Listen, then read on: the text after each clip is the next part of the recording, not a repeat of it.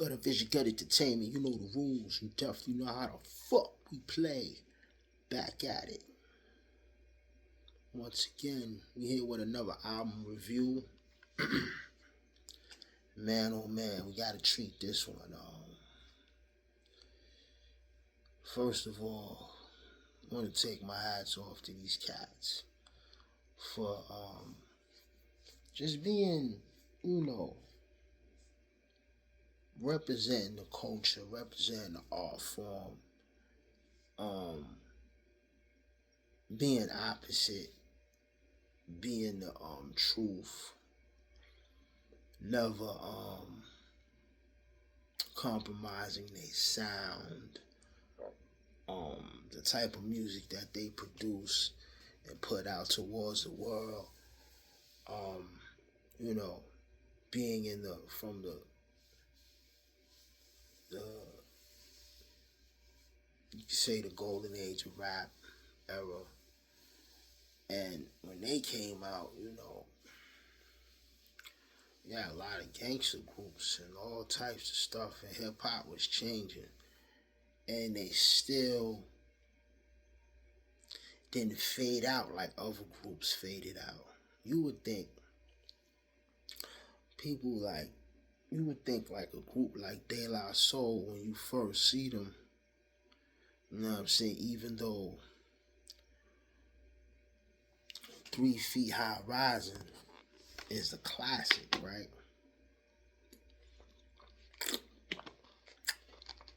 You would think, all right,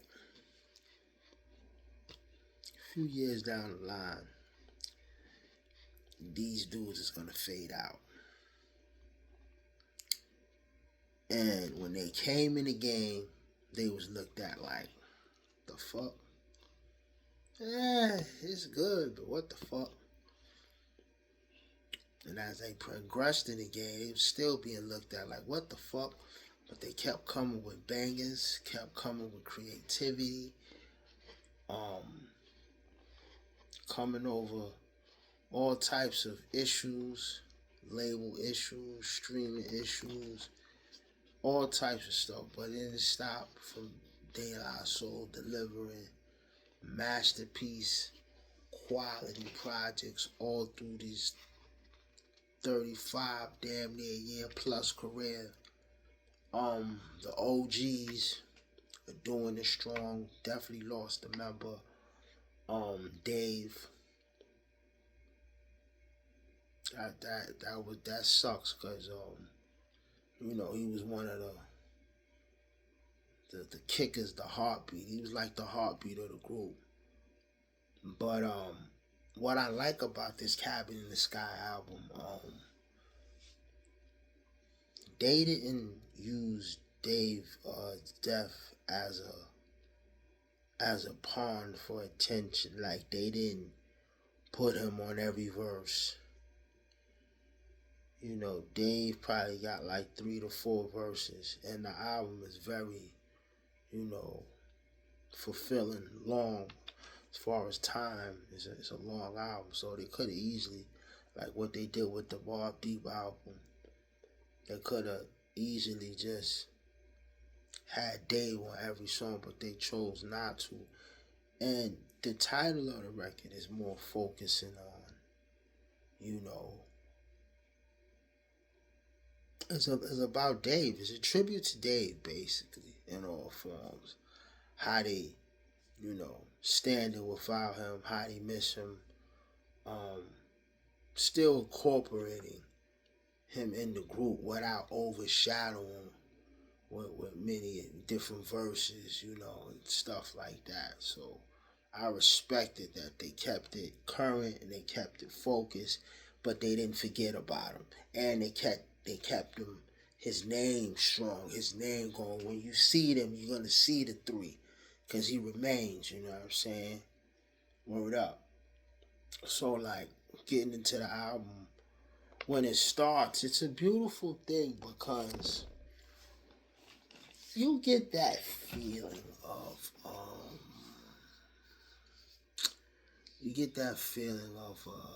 De La Soul's dad, You get that feeling of Balloon Mind State. The way the album rolls out and they do the like the kick out. It's like a rollout. They do a roll call. Pardon me. They do a roll call in the beginning of the album, and the guy from one of them Spike Lee movies. Am I saying his name right? Giancarlo Esposito. You know the dude that got mad at the white guy in the Spike Lee movie when he stepped on his Jordans. He was like, "Yo, what are you doing?" That dude. I believe he's Dominican or something. Well, he's somewhat kind of like narrative, being like a narrative through the album. Like, he does the roll call. So anybody that had any featured, or anybody that produced, or anybody that spoke, or anybody that did some vocals, anybody did a feature, the roll call is being called out by him. And with an album like this that's impactful, called Cabin in the Sky, the roll call list is crazy. And he did it in alphabetical order as he's calling out the names. You got everybody from Black Thought to Nas, Jay Farrow, Pete Rock, Jake One, the producer, Yummy, Killer Mike, Yoki is like Yakima Noah. Some Japanese chick. I might be saying, I know I'm saying it wrong. I apologize. Q-Tip, Common, Slick Rick, even the producer Knots. So it starts off like that, and it's getting you like prepared and excited for the album. And then it starts off with the first track called Don't Stop. And I just want to say off the top that Posdnuos, he is officially the George Foreman of hip hop, because a person to rhyme like how he's been rhyming for the past 30 years, his flow never changed. And it's very slow, very thought driven, direct, precise flow. I never seen a dude that rhymes so slow and precise and hit with deadly bars. That's why I call Posdnuos the George Foreman of rap. Because he's gonna sit there and it's like he's talking to you, but he's doing it in his tempo, his way. And he's been rhyming like that for the majority of his career. That's why I call him George Foreman of rap. You know what I'm saying? And he still gives you like life and energy and like that thump, like, so with the song You Don't Stop is basically talking about the group, where we at with it. We still going, even though the loss to Dave. And it's a slow tempo introduction to the first song. And it's just Posdnuos rocking like he's been doing. And then the tempo, when you get to the third track, man, the tempo changed so heavy and so tremendously. And then the energy for Posdnuos even picks up tremendously. Nothing crazy, because you're not going to hear Posdnuos screaming or nothing like that. But as track 3 start to kick in, you hear the legendary DJ Premier talking, and he sets the mood so right. And he's like, wait a minute, because they talking and it ends out, and he's like, well, son don't feel right. And he's like, wait a minute. And then he just connects this beat. And he springs back a New Edition sample off of the Can You Rain. He brings it back. You know how Premier gets into the zone with the cutting and the scratching. And it's like sunny days. And he just, you know how Premier do, man. And the beat and the tempo is so rocking. And then Posdnuos just come on there. Because he, like I said, he pick up the pace of the album. And it's definitely a head nod. And being that we talking about Premier, we gonna get off the review for about a quick minute or two and get back to it. Because the disrespect that DJ Premier has been receiving online due to the combination of the Nas album, I would like to say to all you bloggers and all you people that said anything negative towards the Light Years album, and also all you bloggers that was disrespectful towards the Missionary album by Dr. Dre. Mind you, both of these albums charted. The Snoop album Missionary did 38K. They saying that the Nas and Premier is doing 21K. You hear me? They both charted. Listen, these dudes are 30 years in their career. Name anybody going platinum or selling over 500,000 copies and they've been in hip-hop for 30 years. Name somebody. If you can name 5 people, I'll give you $1,000. You can't, fucking idiots. So like I said, for all you disrespectful bloggers that want to shit on, because when it comes to producers, there's DJ Premier, there's Dr. Dre, there's DJ Premier. Everybody else is students. Okay? So all you disrespectful motherfuckers that's talking bad about DJ Premier, the Light Years album, the production, go fuck yourself. Same people that talk bad about Dr. Dre and his production on Mictionary, which was a very, very constructed. It was very well tuned. You hear the vocals, you hear the challenge that Dre gave Snoop with the vocals. The mix was very clear. Fuck your life, basically. Getting back to the review. The tone, like I said, for Sunny Days picked up so strongly, and then you go with the next track called Good Health, produced by Super Dave West. He's a producer that's been working off and on with De La Soul for quite some time. I think Super Dave West, he started fucking with when they started doing the Stakes is High album. That's how I believe we started hearing Super Dave West. And all through the years of De La Project, Super Dave West been rocking with him. And he got very blessed on this album. He got a lot of production credit.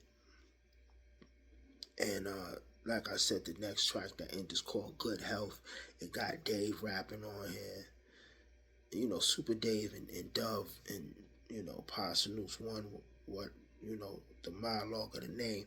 Those are two different. A producer, Dave does produce too, but we talking about Dave that passed. He's actually rapping on the track. And the tempo was strong. It's high.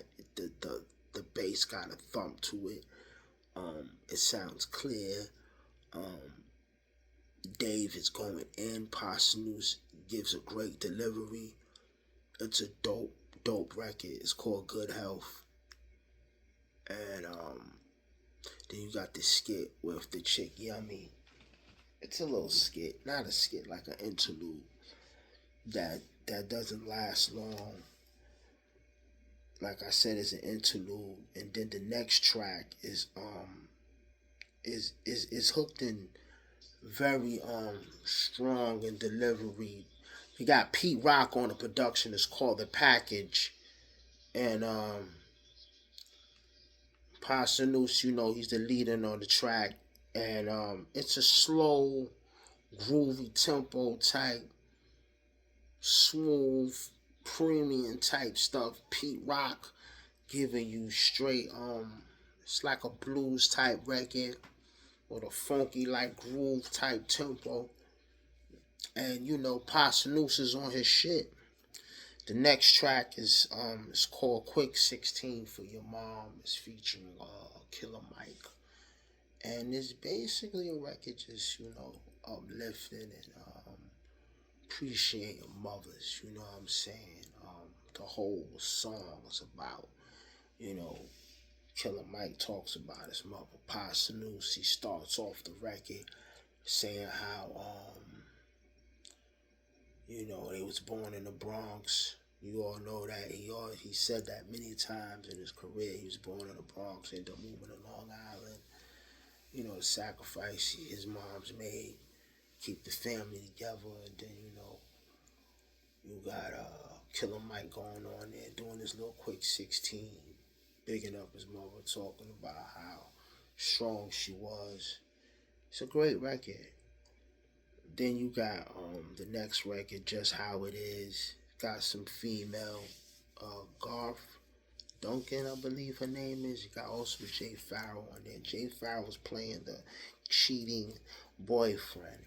And the girl that's singing on there, she's also acting like the girlfriend that got cheated on. And the record is basically reflecting how she's upset because the person that she was into, coming to find out, he's a compulsive cheater.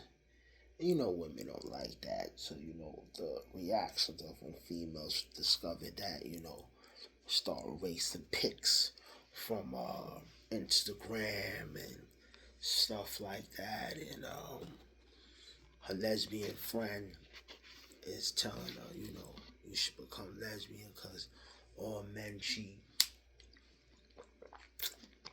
And basically, a bunch of female friends came over the apartment to hate. And Pasanus, he breaks down in a story form, mental type, like for the record. And then you got Jay Farrell, like he's playing the boyfriend that did the cheating. And then you got the next track coming in, it's like a little interlude, ending out the first side, about to end out the first side of the album.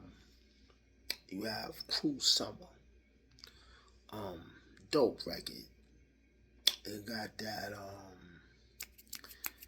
that old school and it got that Japanese chick that I was saying earlier. Yoki and Naomi. Damn it. I hate that I can't get it. I apologize. But she's rocking out the chorus and doing a great job. Next track is The Day in the Sun, featuring Yummy. A funky little up-tempo groove, bringing some sunshine to the album. Got, feature from Q-Tip. He's rapping on there. The album is very uplifting. It's groovy. It's back to smiling, back to when hip-hop was fun. You get this feel on the Cabin in the Sky album, and also giving a tribute to Dave at the same time. And then, man, as you ending off the side, A side, you coming into the side B side, and man, you talk about a record. This is one of the strongest records on the album. It's called Run It Back. It's De La Soul and Nas, and man, oh man, the beat is hard. It's driven, the sonic, as the beat is starting to pick up. Yeah, Pasanus saying Long Island. That's where they from. He does his thing. The Nas come on there and just Man, cause you know Maceo, he introduced like, yo, we about to take it to Queensbridge. You know Nas, man. Now one thing about Nas in 2025, man, with all the mass appeal releases, this man's been murking verses, man, and this is no different. The song is called "Run It Back." You hear Jungle talking. Nas went on there and blacked as usual, and not even going hard. Very light with the flow, just black and killed and called "Run It Back." And as that's ending out, the dude that's doing the narrative of the album that I told you from the Spike Lee movie, he's even like, yo, I know y'all, effed up in the head after hearing that. Take your time, breathe. We're going to get into the next track. Basically, he's just setting you up for the next track.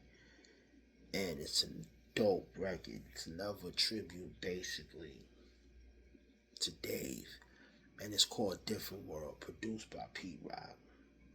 One of the strong records on here. And it's just basically, the whole song is really dealing with the loss of Dave and trying to cope with you not being here and feeling also selfish enough to say that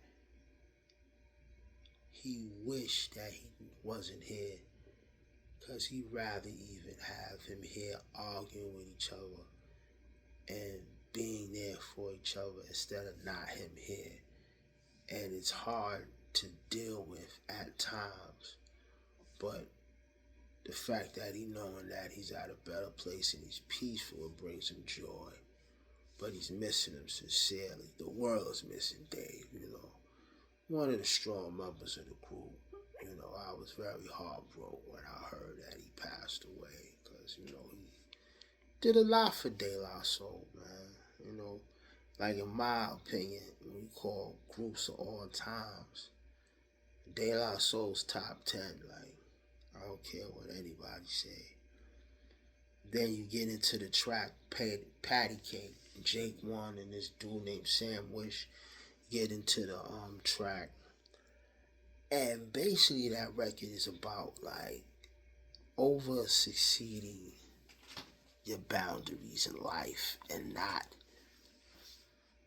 taking care of priorities.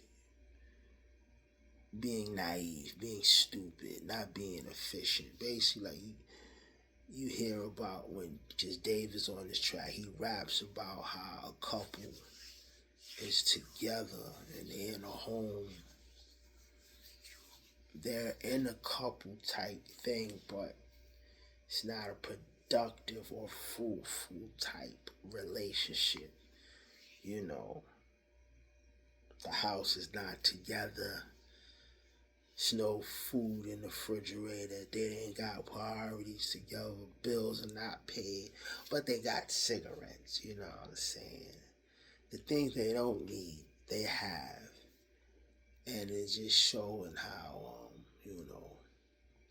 unbalanced relations can cause fucked up circumstances and situations, and it turns into a toxic type thing, and makes you feel like you're a failure. You did something wrong on both sides. When both of y'all need healing, you gotta get your life together. You know what I'm saying? Very strong song. The Silence of the Truth is a record by Premier. Premier definitely got his bag on this one. Basically overshadowing the truth and not being real with yourself and silencing the truth, hiding things. Talking about society, everybody does that. You also got the record with Black Thought. Oh man, he delivered. Premier's DJing and producing and DJing, constructing the record. Premier got his bag on this album. Believe in Him, K. Butler and the Collective Soul, Acquirer, gospel type record. Believing in God, Got Common and Slick Rick with the Yours.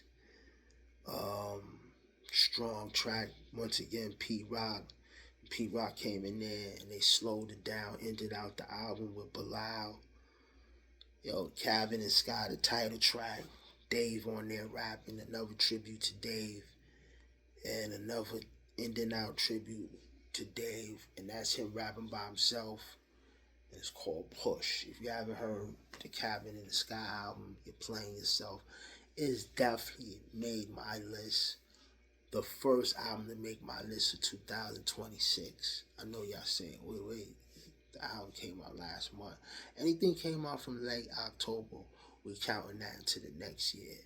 So we start our album list is late October. So stuff like albums like Nas and Conway definitely made. I got Nas in the honorable mention category, and that's fast because his album just came out. So yeah, the next album review will be Nas Light Years. Cut it. Entertainment, you know the rules. You definitely know how the fuck we play. Another album review, Cabin in the Sky. Well respected, well crafted. Great fucking album. De La Soul, they did it again. We will continue as we proceed in giving the people what the fuck they need, you heard?